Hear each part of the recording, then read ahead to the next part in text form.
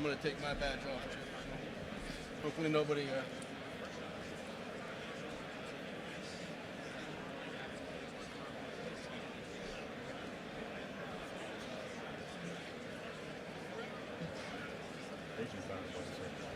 Your battle buddy.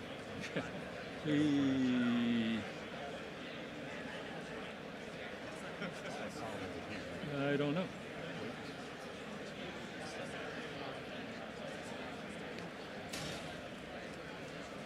Huh? I didn't hear you. Take it off?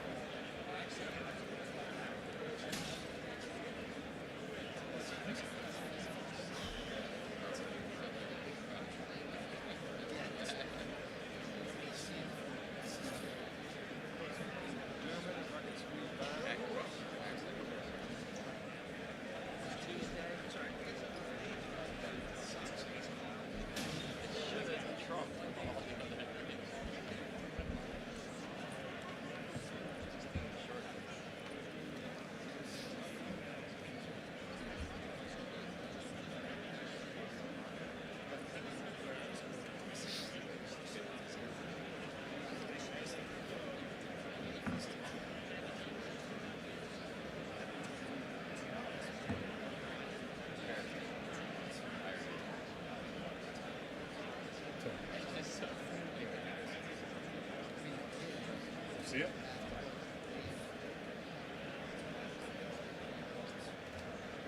Make sure the rest of your ears up there.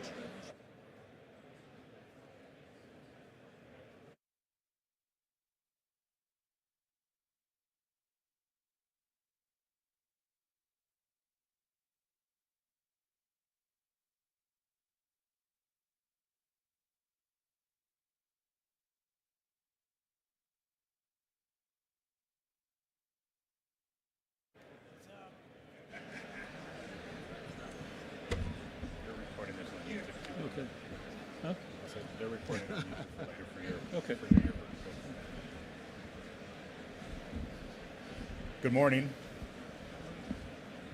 It's coming across okay. There you go. I hear you now. Hey, good morning, everybody. My name is Tim Reyna. I'm the CIO for FC International. So welcome to our first session in Defense in Depth stage.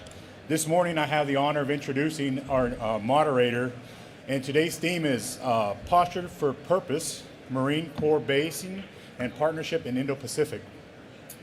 Today, our moderator, many may know and many may not know, but I have this distinct honor of introducing retired Lieutenant General Chip Gregson.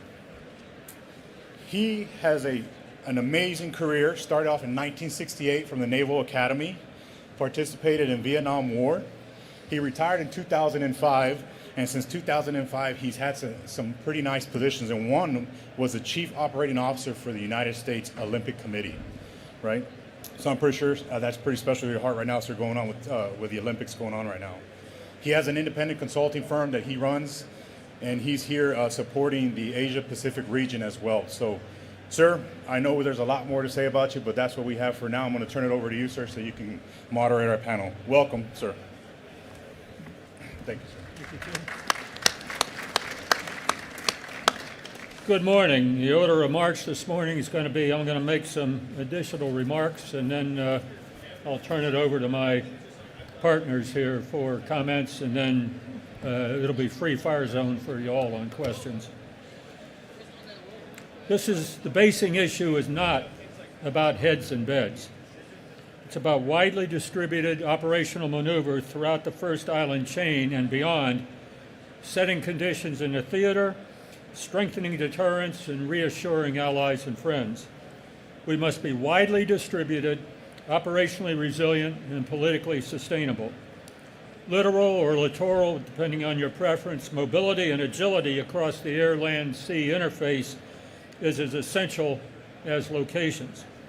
We and our allies must fight as one integrated force across air, land, and sea. In exerting sea control and sea denial operations from the land is critical. Much of the popular discussion about the Marine Corps' presence in the Western Pacific assumes a world that no longer exists. We exploited unchallenged air and sea superiority for over 50 years. Our forward presence in Asia, our bases in Japan and the Philippines when we were there, developed to support our forces in Korea during the conflict there as the Cold War emerged.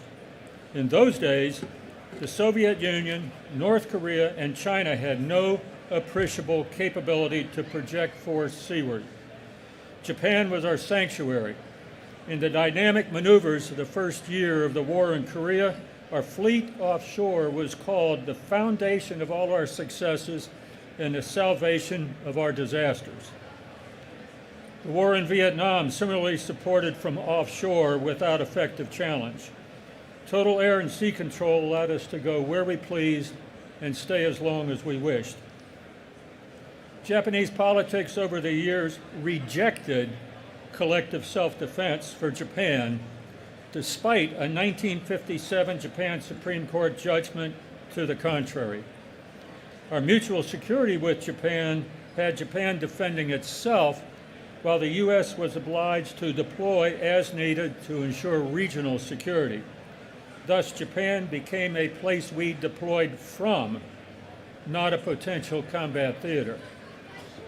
The official interpretation of Japan's constitution was changed by cabinet decision in 2015 under Prime Minister Abe. Collective self-defense and combined operations with the U.S. became important goals. Since that time, Japan's capabilities expanded with significant Japanese political support. Their joint operational command element is developing on schedule. The goal of combined Allied operations is in sight. China's massive economic expansion allows its military and naval forces to expand exponentially. Emerging technologies offer pervasive surveillance, from everything from space-based platforms to first-person view hobby drones, coupled with weapons that offer precision destruction at distance. This poses threats to our sea control and our presence in the region. China learned lessons from the 1995 and 96 Taiwan crisis. Soon they were boasting of carrier killer and Guam killer missiles, threatening sea control from the land. This year, China is due to field more sea-based launch tubes than the United States. Our sea and air control are now under strong challenge. China exploits their air and sea presence now. China harasses Taiwan, the Philippines, and Japan, raising the danger of incidents and accidents. Philippine sailors have been injured. Recently, Chinese Coast Guard and Chinese Navy vessels collided, with many Chinese injuries. In response, the Marines should achieve a widely distributed and mobile posture through the first island chain. We must operate in close integration with our allies. The Marines must be armed with modern long-range cruise missiles and air and missile defense systems capable of employment from any traditional or new platforms, and network through the Navy's Composite Warfare Commander Network and joint and combined command networks. The Marines must also make a solid contribution to Admiral Paparo's hellscape vision through vigorous employment of a continuously evolving fleet of unmanned air, land, and sea systems to achieve strategic denial across the littoral. And none of this is too soon or too much. In May 2009, China declared it had undisputed historical sovereignty over the entire South China Sea. Their massive dredging operation in the South China Sea from December 2013 to October 2015 was a masterful demonstration of de facto sea control. China created nearly 3,000 acres on top of coral reefs despite the likelihood of great environmental damage. These manufactured features are now thoroughly militarized with long runways, deep water ports, and fortifications despite assurances to the contrary. One such is bigger than Pearl Harbor. Another larger than the area inside the DC Beltway. U.S. and global reactions were muted at best, The Philippines was a lone exception, quickly ignored by China. Our sea and air superiority are now challenged with dire effects on deterrence. Meanwhile, China's dredging operations continue. We have watched the erosion of our sea control and our defense industrial base for some time. Our warning time in the Western Pacific has expired. We are burning through our preparation time now, and much work lies ahead, and we are on the clock. Now, let me introduce my two colleagues here. Their full bios are on the West app, so I won't do the full bio, but I'll just point out some things. Both were commissioned from the enlisted ranks. Both repeatedly deployed to our recent conflicts in very responsible duties, including command. When not deployed, they were assigned to very important development billets in doctrine and strategy. And General Turner, instead of taking a year off from combat, he was CO of Recruiting Station Sacramento.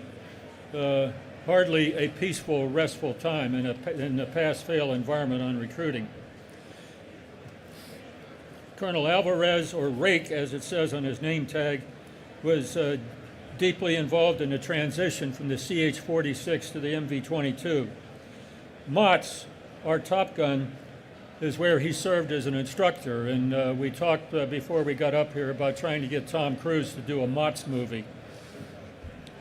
Most recent duty was at Cyber Command, and now he's commander of the 13th MEU.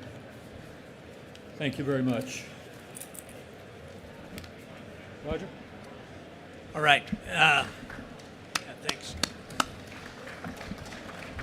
Well, it really is great to be here. I'd like to thank FCA for hosting this forum, and it's great to see so many of our industry partners and so many familiar faces. So it's really great to be here today. General Gregson, thanks for the introduction and the really well thought out comments. And as most of you know, General Gregson is one of the standard bearers of the U.S.-Japan alliance and is a deep expert. And so, as the current, I feel is the great beneficiary for all the work that he did to set conditions and continues to do so in the U.S.-Japan alliance. And I'm certainly honored to be here with you, sir. So thank you for being here. I thought I would just offer a few comments as introduction. So I've been the 3rd Marine Expeditionary Force Commander now for 2 years, and so it's been a really exciting time. The comments that General Gregson said are all accurate, kind of talking about the changes that have been made in the Indo-Pacific and kind of what it means for 3rd Marine Expeditionary Force. As most people are aware, we're headquartered in Okinawa, Japan, and that's really where the preponderance of our forces are. We also have forces on mainland Japan in Iwakuni and then in Hawaii as well, but primarily responsible for things west of the international date line throughout the whole AOR. I think the first thing I would offer is that first and foremost is our traditional amphibious power projection remains a key focus area and key value proposition, and so we very much focus on that. So really, our traditional capability to be able to project power from the sea to the land is absolutely essential to everything that we're doing in the Western Pacific, and as evidence of that, like last year in 2025, we generated and deployed the 31st MEU 3 different times, and we're generating them now for another deployment here in early 2026. So having the capability and capacity to project power from the sea to the land is absolutely essential to what we do in Pacific. Secondly is really now what is new capabilities that we've been developing over the last several years that continues to mature and grow. And really that is the ability to deliver capability from the land to the sea into the air, into space, in cyberspace, from key maritime terrain. And so this is the capability that the service has been developing over the last 6 or 7 years. And so I've been the great benefactor of that vision, and now we are, maturing this concept about, using the inside force to leverage that and be able to project power as I described. And so that capability continues to mature and becomes much more meaningful and much more relevant as we have moved forward. And then last but certainly not least is our ability to leverage our partner and allied capability to build synergy using meaningful contributions from our partners and allies. And obviously that's well outlined in the National Security Strategy and the National Defense Strategy. We are seeing really meaningful growth from our partners and allies in the Indo-Pacific to be able to deepen that, and again, as I described, to build great synergy. And so really those are the three main things that we're working on. I look forward to the additional questions and hearing from the audience as well. So I'll pass it to Colonel Alvarez. Thank you, sir. It's been a pleasure sharing the stage here, sir. I've been to a few AFCEA West. It's always useful, educational, a lot of familiar faces, and then you meet a lot of new colleagues we'll run into again. Currently, I'm the 13th Marine Expeditionary Unit Commander. For those of you unfamiliar, we have 7 Marine Expeditionary Units, 3 on the East Coast, 3 on the West Coast, and 1 forward deployed, as General Turner already mentioned. Generally based on a 3-ship ARG, LHA, LHD is the primary, and in my case, followed by 2 LPDs as well. And that's what we expect to deploy with. GCE, LCE, Logistics Combat Element, and the ACE Aviation Combat Element. Right now, we have all the forces necessary to continue the training, get into a rigorous pre-deployment training program with the flexibility to adjust as we need based off the task we expect coming forward. And then what the MU actually provides is immediate crisis response. And I'm obviously biased. I've had the opportunity to deploy off MUs from all coasts I just mentioned, and in my opinion, just extremely flexible coming into it. And that's our job as well. Specialize in rapid response planning. Our proximity and placement, wherever that may be, allows us to quickly adjust and get to the point we're tasked. And then, as mentioned before, no need for requesting access, basing, or overflight. That's what we bring, that proximity and placement. We do that with over 2,000 Marines and sailors as we go composite and we train, ready to go forward and execute that rigorous deployment training program I mentioned. Lethal force, well-informed, well-trained, and well-equipped. Thank you again, sir.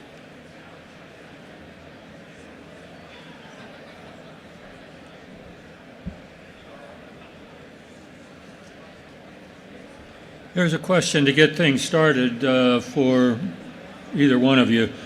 As the Corps modernizes for distributed operations and high-intensity conflict, what capabilities or concepts are proving most critical, and what trade-offs are being made? I think I can go first if that's okay, sir. I think I would say the maturity of the concept, as I described earlier, continues to evolve. I think everything really starts from, a solid foundation of command and control, and so we found that our ability to have assured command and control, and that ability really underpins everything else that you build from there. And then secondly, and I think the CNO mentioned it during his comments here a few minutes ago, is our ability to fight the counter C5ISRT fight, and I think that the prominence that has gained over the last few years has really been profound. And the Marine Corps, it's been now 10 or 12 years ago that we really deepened our investments in counter C5ISRT, and what we've seen now is that our concepts are now maturing into real capabilities and capacity, and that probably is one of our key contributions, especially with our posture and where we lie in the Indo-Pacific, and the ability to have assured C2 and really capable C5ISRT that's deployed in the first island chain really underpins most of our capabilities. Yes, sir. To add on to that, I think the threat environment you described in your opening comments versus now forces us to adjust and change. C2 capabilities, we are always presented to the joint force. Now it's critically important we're integrated at all levels. We bring unique capabilities. I mentioned the traditional capabilities the Marine Expeditionary Unit brings, but now it is truly an all-domain fight. If you look at space capabilities, cyber capabilities, the expertise exists within the components and the command element to a certain extent, but we have to provide reach-back capabilities back to the MEFs, back to the combatant commands. And generally speaking, we've always, we have to focus on geographical combatant commands, but now our functional combatant commands also offer that reach-back capability in order to make sure we can C2 and truly integrate as we go forward. Let me ask y'all to comment on recent changes amongst our allies out there. The changes within Japan, not only is collective self-defense now authorized, it's encouraged, but also Japan is now going joint. They're standing up the new joint operational headquarters. And if our adventures with Goldwater Nichols are any guide, it's going to be an effort.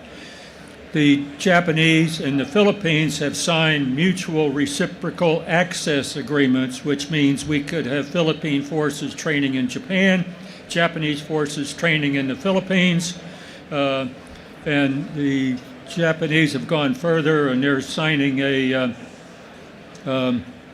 acquisition and cross-servicing agreement, which is a mouthful, but they're signing that with the Philippines. And I can remember being deployed to the Philippines in 1985 and getting a lot of questions from the Philippines about why we were based in Japan. The relationship was then not what it is now. And starting with the CG of 3MEF, how do you see the things developing within the Japanese alliance and within our mutual alliance cooperation? Thanks for the question, sir.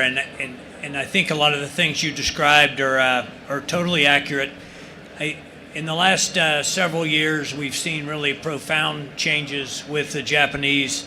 Going back to 2015, as you described, and then more recently, as they've signed their new strategic documents in 22 and 23. And so, we're seeing really rapid changes within the alliance for the Japanese to focus on, their own security and really strengthen their capabilities. I think, as most of you know, the Japanese are really doing some of the same things. Like they have an amphibious rapid ready brigade that they are very focused on, which is kind of a MU-like capability. But they've also, really deepened their what we would consider kind of inside force capabilities in being able to project power from the land into the sea and into the maritime and into the air. And so we find ourselves on a force design front with the Japanese is very similar. At the strategic level, I think that the Japanese realize the neighborhood they're in and that they're making the necessary investments in changing their capabilities to address the threat.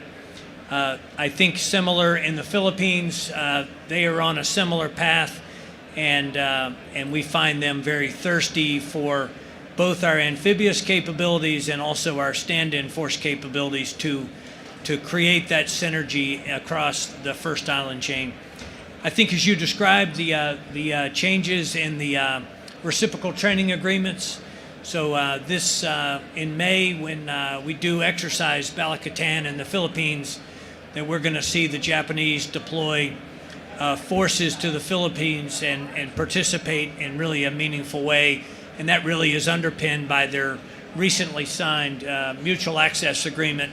And so we see really strong alignment among the Japanese, the ROCs, and the Philippines, kind of in the North and Central Pacific, and really getting after providing for their own defense, but also plugging into our capabilities and building that synergy across. So really meaningful. Thanks for the question, sir.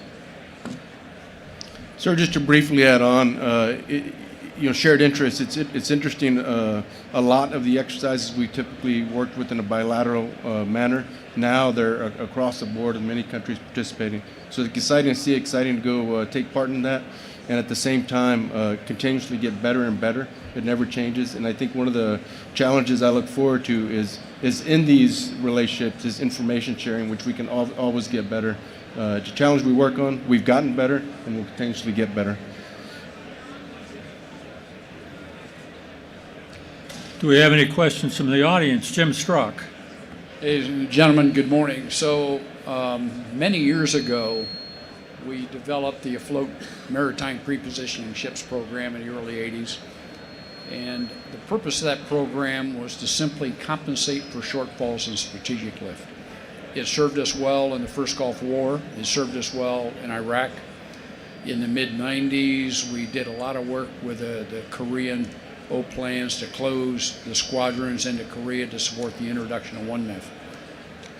As you all know, we have effectively one squadron today. We used to have three, but we know the program is morphing, and it's morphing more into a global prepositioning network to be coupled with land bases as well.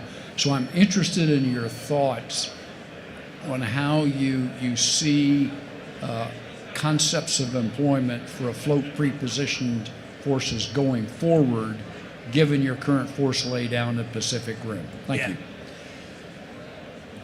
Take that, sir. Yeah. Jim, really good question, and great to see you again. I think that the maritime prepositioning force of old is still, we still have some capability and capacity as you described it. We recognize based on the capabilities of potential adversaries that, essentially running the play that we used for Desert Storm or what we had rehearsed many times for contingencies on the Korean Peninsula, that's not going to work against a peer level adversary. And so that, how do we change the program so that it's effective? And so we do see it as you described as a combination of a float ready, ground deployed or global positioning network, assets that are ashore in key places, and then weaving in our amphibious forces and really having kind of a range of toolkits to be able to build capability and capacity where it matters, when it matters, inside of the time horizons that we're working with. And so I know the service is working hard to kind of redo the requirements for that, but we're actively pursuing that. I think the last part of that, right? We definitely see that there's going to be a need for littoral mobility, surface mobility, and so that really is underpinned by our LSM requirements that we're going to be able to need to move from surface to surface across the first island chain with a relevant capacity, and so the LSM and the littoral maneuver bridging solution are ways to kind of get there and reduce our risk to those capabilities. But thanks for the question.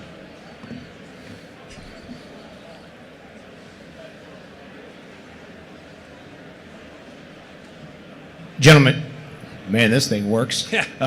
Gentlemen, good morning. Josh Glessner with Atlantic Diving Supply in Virginia Beach. The conflict in Ukraine gets a lot of attention, especially when it comes to unmanned systems.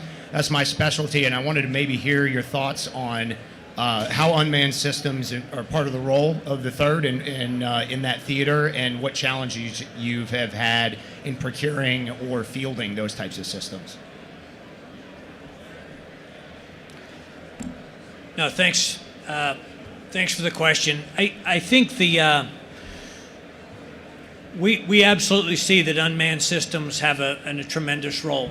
I think what's been perhaps a dangerous understanding is that somehow unmanned systems are going to be a magic pill and that's going to kind of solve all of our problems. And so I think the CNO mentioned this morning kind of about that. And so we definitely see that there's a massive role for unmanned systems, but then understanding kind of all the .mil-PF underpinnings that require there, and so we're working hard on that. As I think, as some of you recognize, that the service has made some investments in some near-term capabilities that are fielding to the forces, and that's exciting and that's good. We're also really tied in well with the initiatives that the department has with the DOG initiatives in both UAS, undersea, and surface craft. And so we see a clear path forward for developing additional unmanned capabilities. But part of the thing that I is all of the .mil-PF underpinnings on that, right? Like the command and control parts, and where are we going to store it? What network is it going to work on? How are we going to move it from the point of storage to the point of need, and then integrating it in with other capabilities. And so I think that's really the issue that we've been grinding on. But we're making good progress on it. Not as fast. It doesn't feel that it's any way that we're in a good place. But I think we're moving in the direction to really increase our unmanned capability and capacity. Yeah, I'll add on briefly to that. I think organic capabilities we'll have as we go to deploy, and then likewise, we'll tie into the joint force with the capabilities that are out there. I think the Marine Corps as a service, as well as some of you may remember first RPVs, the service has leaned forward in unmanned systems for decades before most remember. We continue to do so. Thank you. Thank you. Gentlemen, thank you. Thanks again. This is Mel Yokoyama. So I'm the chairman of a Native Hawaiian organization in Hawaii. So I have a bunch of companies that fall under me. My question is about speed. About what? Speed. Speed.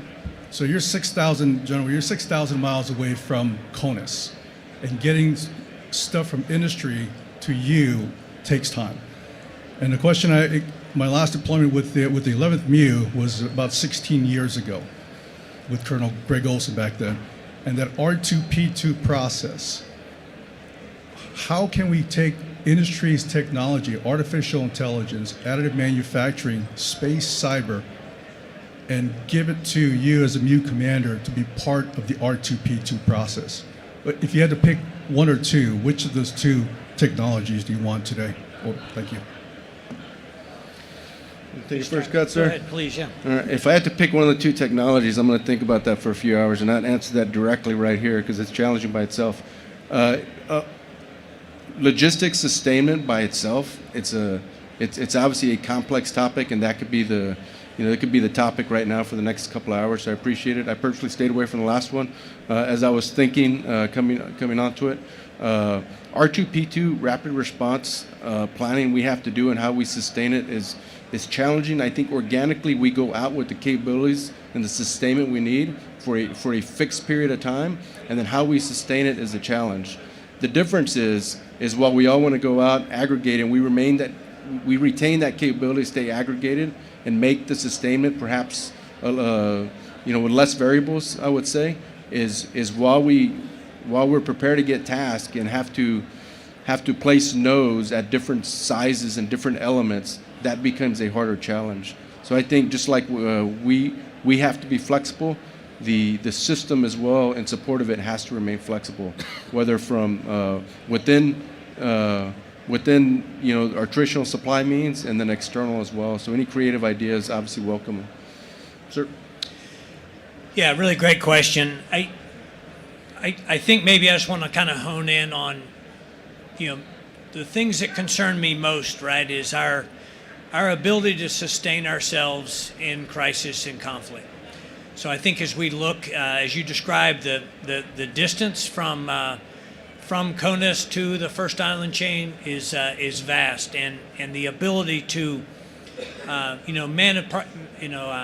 maintain kind of an enterprise model of building parts and kind of shipping them into the first island chain using commercial aircraft in a crisis or conflict is really not going to work, right? And so so I think there's two ways to get out that, right? We need to kind of increase our posture now in competition so that, we build the right stockpiles of capabilities across all classes of supply and spare parts and kind of get our, get that, those levels up to where if a crisis would start, we would have the ability to sustain ourselves for some period of time.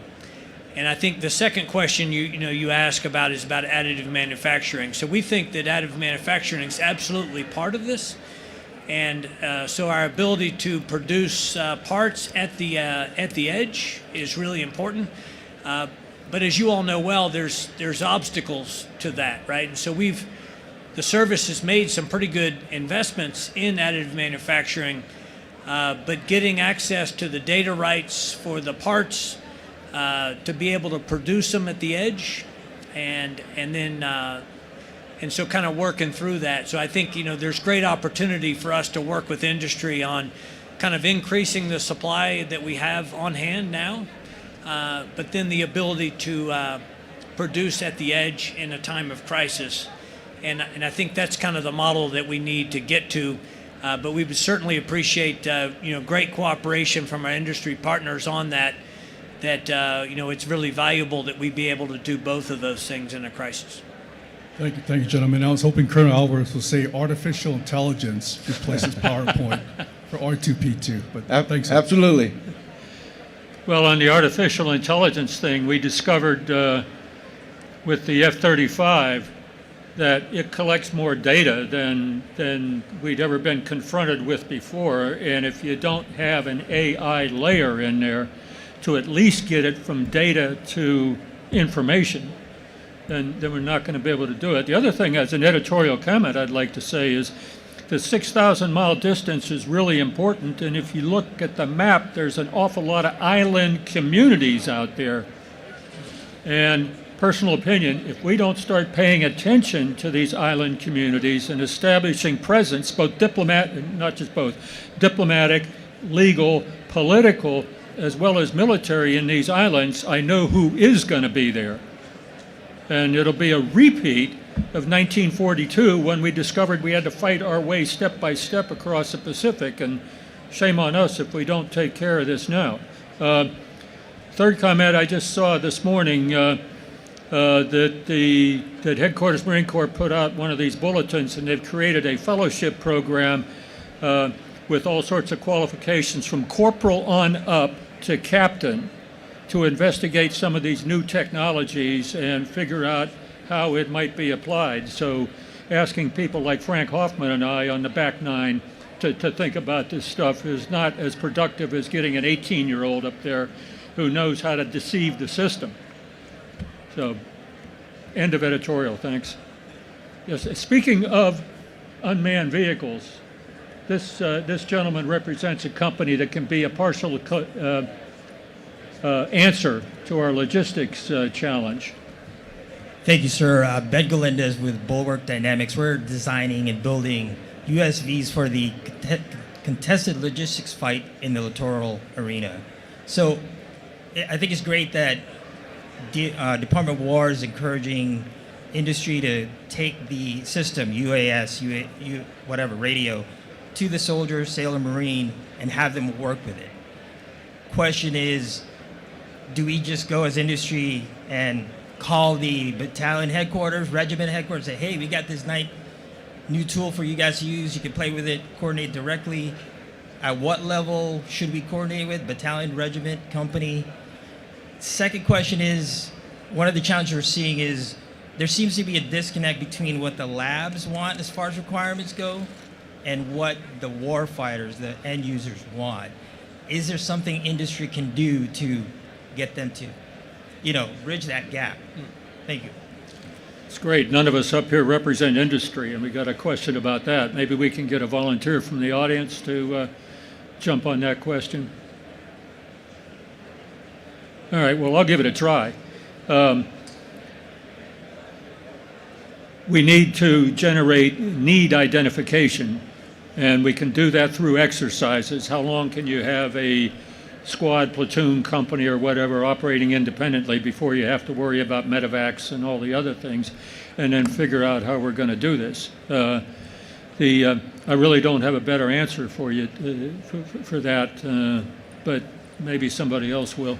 Yeah, no, I can add a little bit, sir, and I think the right plug-in is probably, like for the Marine Corps, is probably kind of through CD&I, the Drone Dominance Task Force, the work that they're doing in Quantico, which is obviously tied into Marine Corps Warfighting Lab and CD&I. So that's probably the right point of entry. I think that they understand what the requirements we have, but then they also understand, kind of how it all fits into the machine and the like. So that's probably the best point of entry for industry that has it. And then if there are capabilities that industry wants to bring to the field for us to experiment with, then that's super helpful as well. I think as we've been talking about during this, right? I think that everything needs to have open architecture so it can ride on existing systems. So proprietary capabilities that are closed loop or whatever are super unhelpful, because we need to be able to have it integrate and alike, and then thinking through all of the challenges of storage and movement and if it has a warhead, like, does that need to be stored separately, or is that with the system, and really kind of understanding all of that on the front end is most helpful for that. And then the ability for us, if we do get an off-the-shelf capability, do we have the ability at the edge to adapt it to a changing situation? And so people that develop products that have like fixed frequencies and as I was describing before, like closed architecture, that's not going to allow us to adapt it to kind of a changing environment. And so we need the ability to be able to be flexible at the edge and make changes and cut those things in and at the time of need. And so those are really some of the capabilities that we're seeking from industry. General Turner, Colonel Alvarez, would y'all accept a supercargo riding along on some exercises? I mean, a civilian from industry to try and come up with something that's an answer to a problem that we can't articulate yet?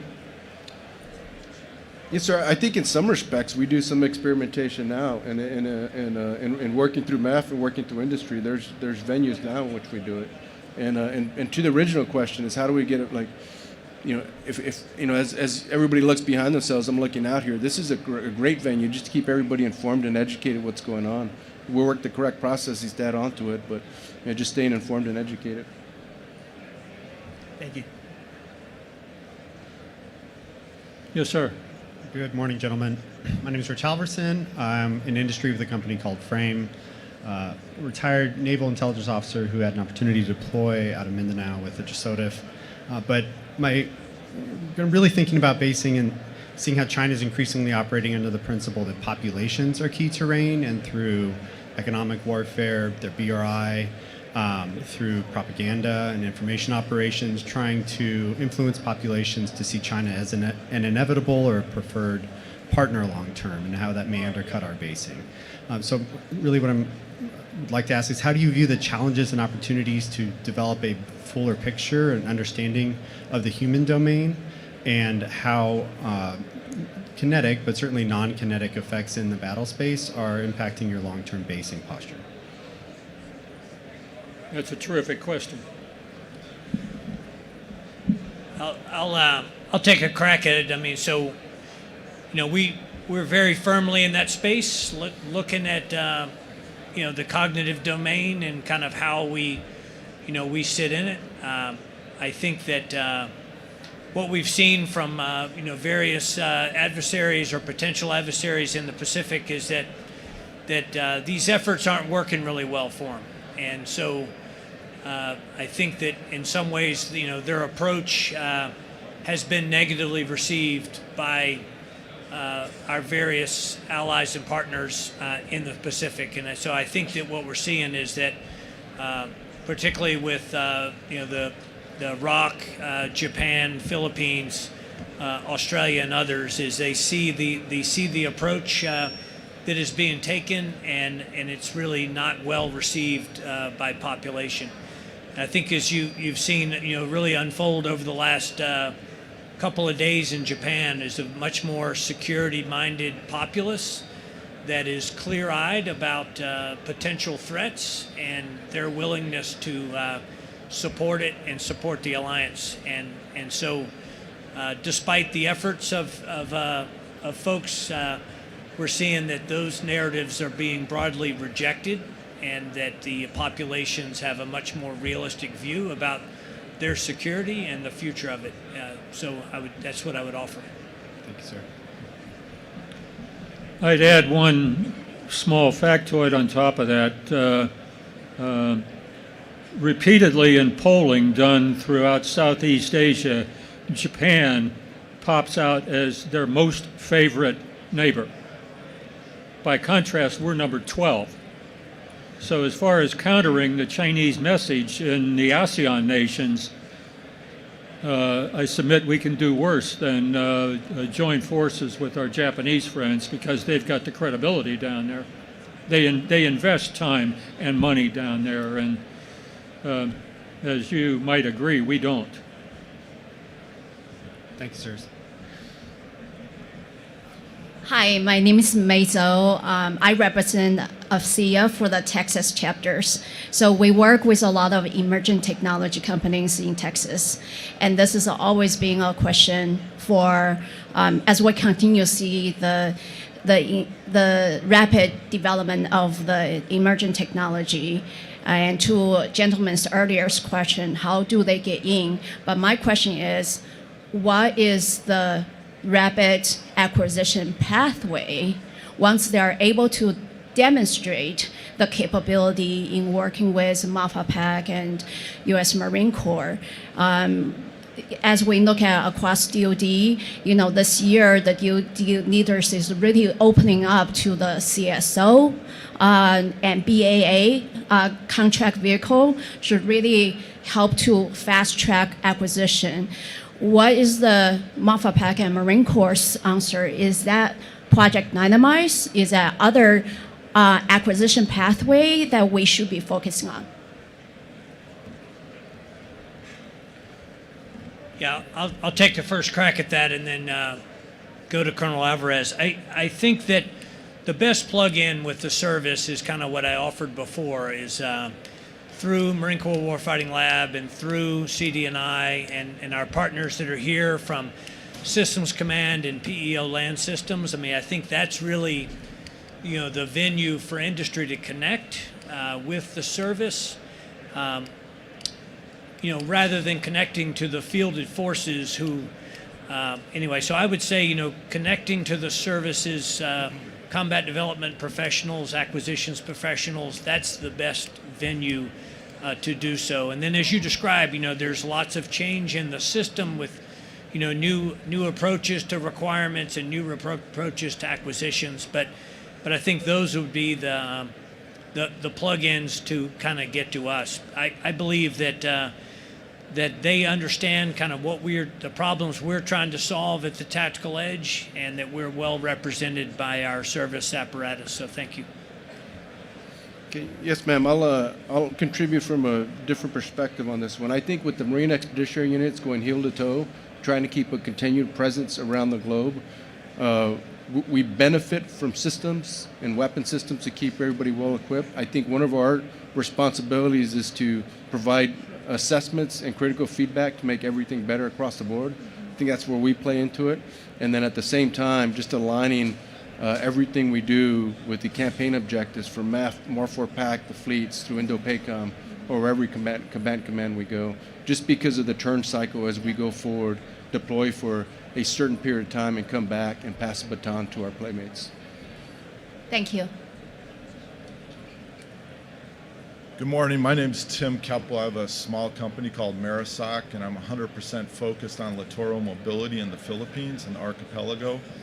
And so my biggest concerns in life right now are how do we get fuel where it needs to be, and how do we get ammunition? Because if we don't have fuel, we can't move, we're dead. If we don't have ammo, they'll eventually catch us, we'll run out of fuel, and we're dead. So I have one question for the general and one question for the MU commander. Sir, going back to littoral mobility, it's been very difficult for me to reconcile the Chinese maritime militia. You know, the West Philippine Sea, South China Sea, it's kind of like the 5 up in LA during rush hour traffic. I don't know how we get through that, and waiting for the LSM. That's at least 5 years off before we're really going to get it delivered. We can kind of ad hoc some LCTs down to the Philippines, but like Pete Ellis warned us a long, long time ago, you can't rely on host nation support. So we don't have enough vessels there right now, that's a fact. And then the question I want to ask you, though, is with those considerations, how much is enough to get into the forward position sites in northern Luzon or Palawan? Maybe go down to Mindanao. We have EDCA sites there. The pre-post sites at Subic, which is getting really crowded in Subic, and then making use of this GPN. How much is enough to get over there? Is it 30 days? I mean, I have friends who we're like, you got to have at least a year because there's no guarantees. And then, so that's my question for you, sir. And sir, my question for you is NEO from Taiwan. We have treaty obligations with the Philippines. There's at least 150,000 overseas Filipino workers in Taiwan. They're going to need help. They're going to look to us. So I remember when I was with the 15th MU, just worrying about Mogadishu, and there was like 250 people we had to pull out. And we were like, man, that's going to be a lot of work. So as a MU commander, how do you think the MU can actually play a role in that with those types of numbers? I mean, look, the MU's the crown jewel of the Marine Corps. I love it. But, man, we're small relative to, you know, the stadium that we'll be playing in for that kind of an event. And all I'm wondering is that on your radar screen? Is that something that's going to be part of Balakatan coming up in the future? What are we doing about that? Thank you. So I think really compelling thoughts. We absolutely think that increased littoral mobility is an absolute requirement. And as you described, the LSM program, although we're getting started on it, it's going to be too late. We have needs between now and the time that the LSM is going to be delivered. And so we're encouraged by some of the discussions about increasing the speed and the capacity of the LSM in future budgets. So we're very interested in that as a service, and we're very interested in that at 3MEF. We did receive some money in the 2025 reconciliation law that allowed us to pursue a littoral maneuver bridging solution, and so we're very active in that. We don't think that the appropriated money that we have is enough to answer the requirement, and so we're working through the service and up through the department to bring some more capabilities and more capacity in that realm. So we think the surface maneuver capability is absolutely required. I do think that there's opportunities for host nation support in this. That obviously, as you described with Philippines and with Japan and others, using our alliances to help bolster that capability, both for their own forces and for ours. And so that could be part of the solution, is using our network of alliances out there to help solve that gap. But there's no doubt going to need to be an organic U.S. capability that allows us to have surface mobility to do what you described. So that's what I would offer to the first part of your question. Yes, sir. A couple of big topics in your questions there, and happy to talk offline on these. Fuels is obviously a complex question. I've had the opportunity to traverse Indo-Pacific through most islands and better understand that from my younger days, and also being an airfield operations company commander years ago. Nibbles, bits, and bytes, I'd love to talk about that later too. But back to your question directly pointed at me is, and you kind of framed it very well on non-combatant evacuation operations. We continuously train for it. It's something we have for years, and we continue to do so. In concert with the Department of State, we have specific scenarios at all our weapons schools, and we incorporate that into the pre-deployment training program as well. So we maintain that capability for a quick response at scale. But what I also learned later is the other services and combatant commands also train to that mission set, just at a different scale. So when we talk about moving persons at capacities that exceed the MU, then we can be there first. We can start the process. We have the capability for setting up sites and things of that nature. But at some point, it does exceed the scale we contribute to. But it's not the rapid crisis response that we have proximity and placement for. Outstanding. Thank you both. Hello, I'm Aaron Matthew with US9 News. I have a question regarding the pre-positioning sites that are upcoming in the Philippines. From your perspective as active commanders, what does that bring your forces from the 13th MU and up in Okinawa? And second, in regards to similar questions regarding potential infiltration, also unreliable host nation capabilities, we have seen Chinese spies running around Subic Bay and Clark, which are set to host these upcoming pre-positioning sites, as well as several concerning cases of foreign malign influence. When it comes to these sites, the Philippines is a longtime ally, but they do have some potential infiltration issues. Is that something that comes up to mind for you guys? Yeah, I'll take a shot at that. I think, like I said earlier, I mean, the global positioning network is no doubt part of the overall solution. Coupled with amphibious forces, coupled with float pre-position forces, like all those capabilities are required. And then I think to an earlier question was talked about like the maritime militia, right? Like that's a tactical problem that requires us to like set conditions to be able to maneuver inside of whatever threats that we have. So as you described, we have force protection concerns, we've got all these things, right? None of these things can be viewed maybe in isolation, right? We have to kind of like bring it all together, understand the threats, set conditions like tactically and operationally in order to realize these things. And so that's really our approach on how to deal with this. And so like we were talking about the maritime mobility, if we had to navigate contested water, we'd have to set conditions to be able to do so. We believe that we have the capability to do that, but things need to be very deliberately planned and brought forward in a way that conditions have been set to allow that maneuver to occur. And I think the same as you described, a GPN site that might be in a certain location has vulnerabilities. Those vulnerabilities need to be mitigated in order to actually have that capability when you need it. Thank you. Thank you.